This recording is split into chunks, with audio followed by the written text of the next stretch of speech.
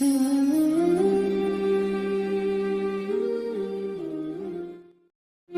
قاری طیب صاحب کی کتاب علماء دیوبند کا دینی رخ اور مسلکی مزاج پر گفتگو کی سیریز کا 14واں حصہ ہے۔ یہاں ہم ایک ہی اہم ترین نقطہ ہے جسے بیان کر رہے ہیں، اس کی وضاحت کر رہے ہیں، اور وہ یہ ہے کہ اہل سنت والجماعت اور علماء دیوبند کی یہ خصوصیت ہے کہ وہ آسمانی کتاب پر بھی عمل کرتے ہیں اور ان مقدس شخصیات کی اتباع اور پیروی بھی کرتے ہیں جو اس کتاب کی صحیح تشریح اور تبیین کرنے والے ہیں۔ دین کے بنیادی اور ابتدائی ماخذ دو چیزیں ہیں، ایک آسمانی کتاب ہے جو خدا تعالیٰ کی طرف سے نازل کی جاتی ہے، اور دوسرے وہ مقدس شخصیات ہیں جن پر وہ کتاب اترتی ہے اور پھر آگے اس کتاب کی تشریح کی جاتی ہے۔ ان دونوں چیزوں کو سامنے رکھ کر پھر انسانیت میں غور کیا جائے تو 4 مختلف طبقات سامنے آتے ہیں۔ ایک وہ طبقہ ہے جو آسمان سے آنے والی کتاب کا بھی انکار کر دیتا ہے اور مقدس شخصیات کا بھی انکار کر دیتا ہے، دونوں کو رد کر دیتا ہے، دونوں کو قبول نہیں کرتا۔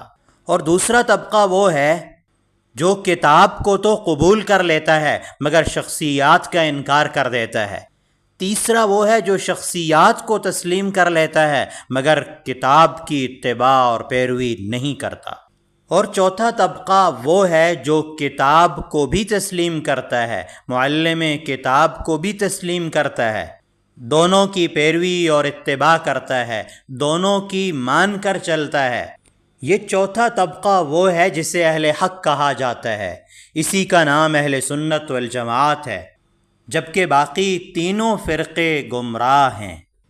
اگر تاریخ میں غور کیا جائے اور گمراہ قوموں کا جائزہ لیا جائے تو ان میں ان پہلے تینوں رویوں کے اندر کوئی ایک چیز ضرور موجود ہوگی۔ یا تو ان کی گمراہی کا سبب یہ ہوگا کہ انہوں نے کتاب کا بھی انکار کر دیا اور معلم کتاب کا بھی انکار کر دیا، یا ان میں سے کسی ایک کا انکار کر دیا۔ قاری صاحب نے اس سلسلے میں قوم نوح، قوم عاد، قوم شعیب اور قوم موسیٰ کو مثال کے طور پر بیان کیا۔ یہ وہ قومیں تھیں جنہوں نے انبیاء کا بھی انکار کر دیا اور ان پر اترنے والی آسمانی کتابوں کا بھی انکار کر دیا۔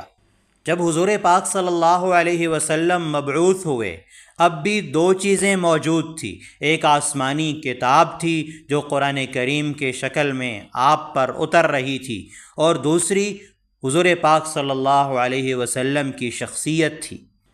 صحابہ اکرام وہ مقدس شخصیات تھیں جنہوں نے کتاب کو بھی تسلیم کیا، قرآن کریم کو بھی مانا اور محمد صلی اللہ علیہ وسلم کی پیروی اور اتباع بھی کی، لہذا یہی اہل حق ہوئے۔ جبکہ آپ کی بعثت کے بعد ایک دوسرا گروہ سامنے آیا جو مشرکین کا تھا، اور مشرکین نے کتاب کا بھی انکار کر دیا، پیغمبر کا بھی انکار کر دیا، نہ شخصیت کو مانا، نہ قانون کو تسلیم کیا، پیغمبر کے ساتھ بھی دشمنی کی، قرآن کریم کے ساتھ بھی دشمنی کی، اور منافقین بھی اسی گروہ میں شامل تھے۔ تیسرا طبقہ پیغمبر کی بعثت کے بعد یہود کا تھا۔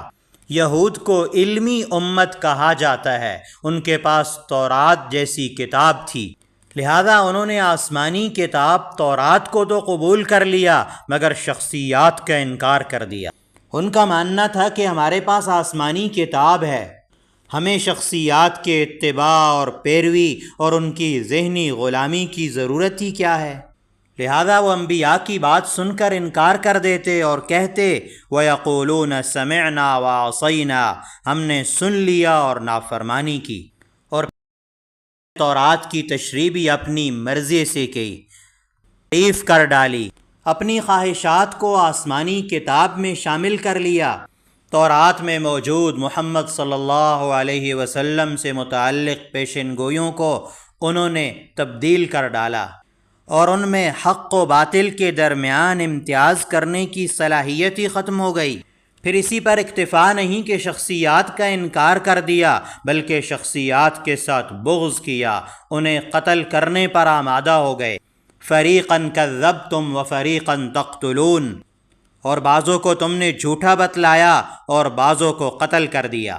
اور یہ سب کچھ اس لیے تھا کہ انہوں نے شخصیات کا انکار کر دیا، ان میں تکبر اور غرور اعلیٰ درجے کا پیدا ہو گیا۔ اور بعثت نبوی کے بعد چوتھا گروہ جو سامنے آیا وہ نصارہ کا تھا۔ ان کے پاس انجیل مقدس کتاب تھی۔ ان میں نسلاً بعد نسل یہ معاملہ پیش آیا کہ شخصیات کی عظمت بڑھتی چلی گئی اور کتاب کی عظمت گھٹتی چلی گئی۔ انہوں نے شخصیات کو خدا کا درجہ دے دیا، کتاب کی تعلیمات کو پس پشت ڈال دیا۔ اتخذوا احبارهم ورهبانهم اربابا من دون اللہ، انہوں نے اپنے علماء اور مشائخ کو اللہ کے سوا اپنا رب ٹھہرا لیا، اور پھر حضرت مسیح کے خدا ہونے کا دعویٰ کر دیا۔ لقد کفر الذین قالوا ان اللہ هو المسیح ابن مریم، بلا شبہ وہ لوگ کافر ہیں جو کہتے ہیں کہ اللہ تعالی عین مسیح ابن مریم ہے۔ وہ حضرت مسیح کو عالم غیب کہتے تھے اور تنہا انہیں ہی نجات دہندہ سمجھتے تھے۔ یہ خطرناک صورتحال اس لیے پیدا ہو گئی تھی کہ یہ لوگ کتاب سے کٹ چکے تھے اور شخصیت کی محبت و عقیدت میں غلو کر رہے تھے۔